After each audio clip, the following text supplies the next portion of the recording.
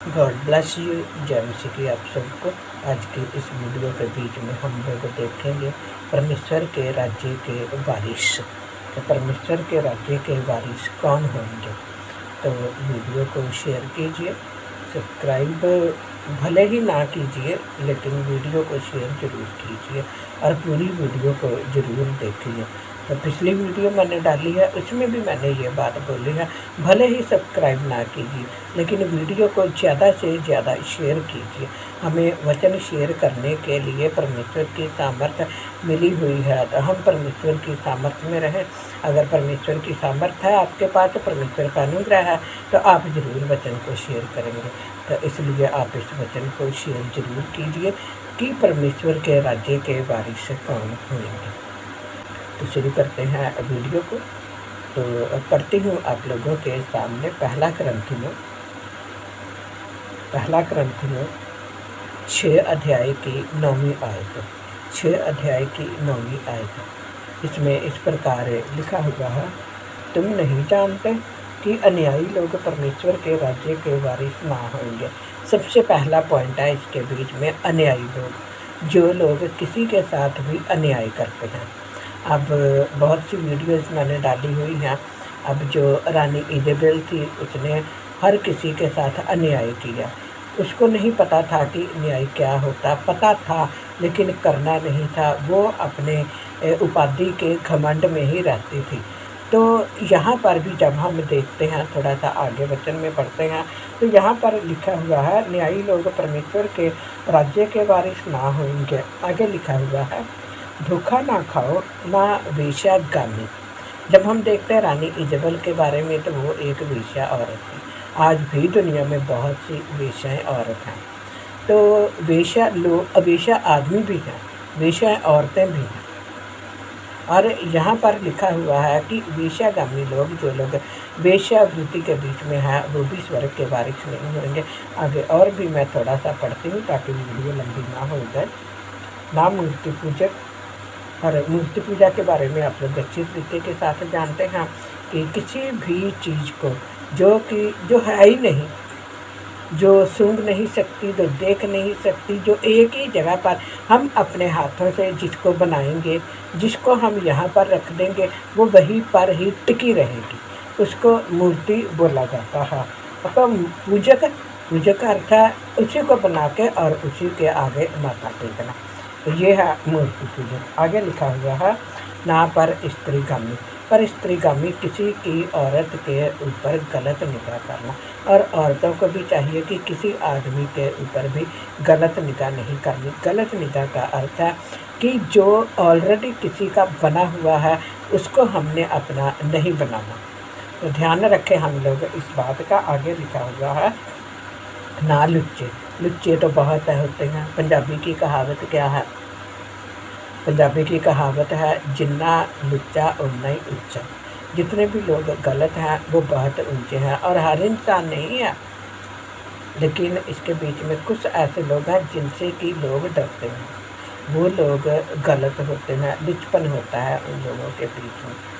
आगे, ना पुरुषगामी। देखो, मैंने वैसे ही पहले ही बता दिया आप लोगों को, ना स्त्रीगामी और ना ही पुरुषगामी। ना चोर ना लोभी।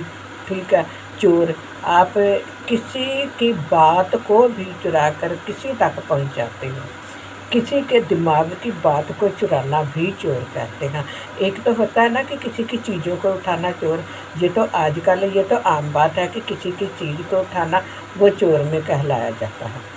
लेकिन चोरी वो भी होती है, हम किसी के गलत शब्दों को चुरा कर और उसका मजाक भी बनाते हैं। और कई बार भोले लोगों का हम लोग मजाक उड़ाते हैं। तो इसलिए इस बात का भी हम लोग ध्यान रखें, क्योंकि चोर कई तरह के होते हैं। ठीक है, अच्छे चोर भी होते हैं, बुरे चोर भी होते हैं। तो बना दूँगी मैं इसके ऊपर भी वीडियो ज़रूर, और जल्दी ही बना दूँगी। आगे लिखा हुआ, ना पियक्कड़, जो कि बहुत ज़्यादा शराब पीने वाले लोग हैं। मतलब कुछ भी उनको मिल जाए, किसी भी प्रकार का कोई भी नशा मिल जाए, तो वो उसको लगातार मतलब पीते रहना। पियक्कड़ होता है हर वक्त नशे में धुत रहना। ना गाली देने वाले, बात बात पर लोग गाली देते हैं, तो ये भी हमें इस प्रकार नहीं करना चाहिए। आगे लिखा हुआ है, ना अंधेर करने वाले, अंधेर बिना बात से, है ना। अब जैसे मैं आपको एक उदाहरण देती हूँ।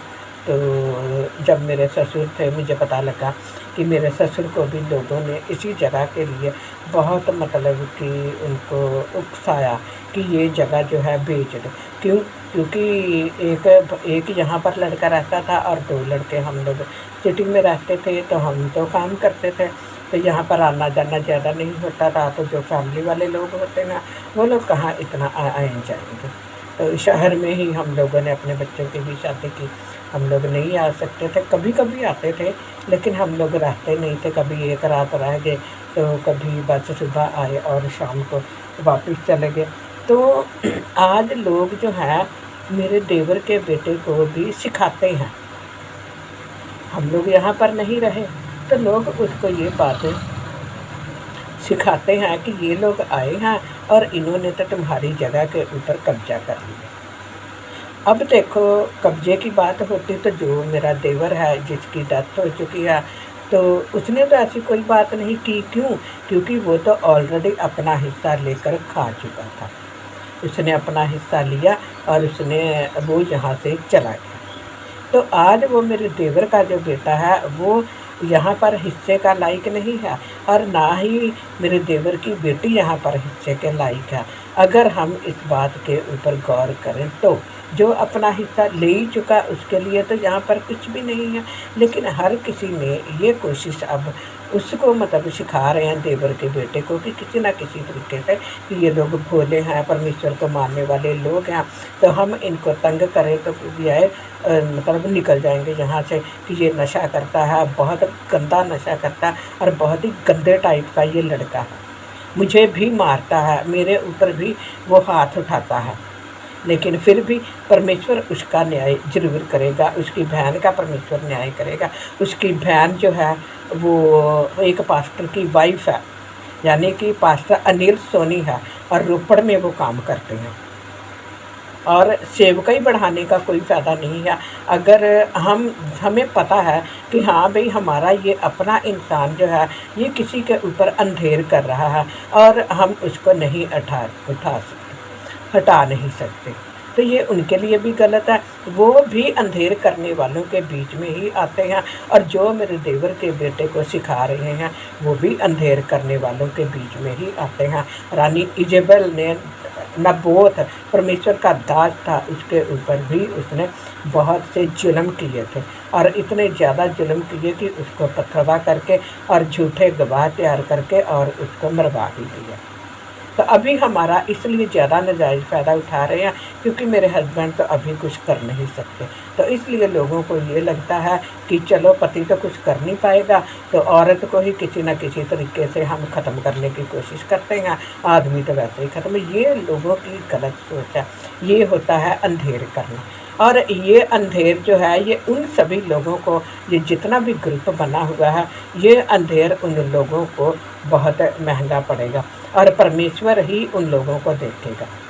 और अभी जिस दिन दोबारा फिर से इसने झगड़ा किया था, तो इसकी हैबिट है कि ये लैट्रिन को लॉक लगा देता है, और इसका दिमाग ये भी काम नहीं करता कि जिनके साथ इनकी बनती है वो वहाँ पर भी जा सकते हैं। लेकिन जो हमारा जीवित परमेश्वर है उसने भी क्या किया, वहाँ पर ताला तो लग नहीं रहा था, और जिस जगह पर ताला लगाना है वो पूरी की पूरी जो जगह है वो टूट गई, क्योंकि ये जो घर है वैसे ही गुजारे लायक मेरे ससुर ने बनाया हुआ है। तो अब वहाँ पर लॉक भी नहीं लग सकता, अगर लगाएगा भी तो वैसे ही खुल जाएगा। तो परमेश्वर की हर बात में चाहे कोई कितना भी अंधेर क्यों ना करे, लेकिन परमेश्वर अपने लोगों पर फिर भी दया करता है। तो ये होते हैं अंधेर करने वाले लोग कि किसी की चीज़ को जानबूझकर अपने कब्जे में लेने की कोशिश करना, और मेरे ससुर को भी उन्होंने पूरे तरीके के साथ कब्जे में लेने की कोशिश की।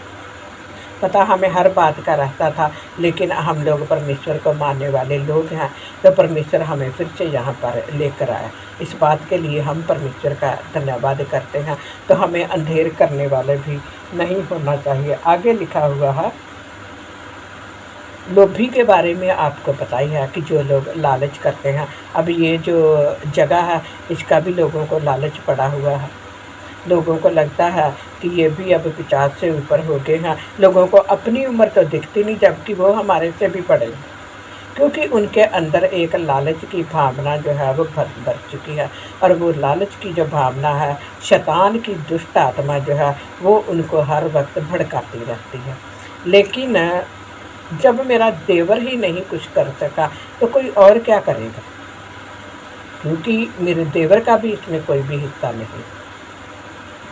तो अगर हमारा हिस्सा है, हम हैं इस जगह के वारिस, तो परमेश्वर हमें यहाँ पर लेकर आया है और परमेश्वर ही हमें संभालेगा।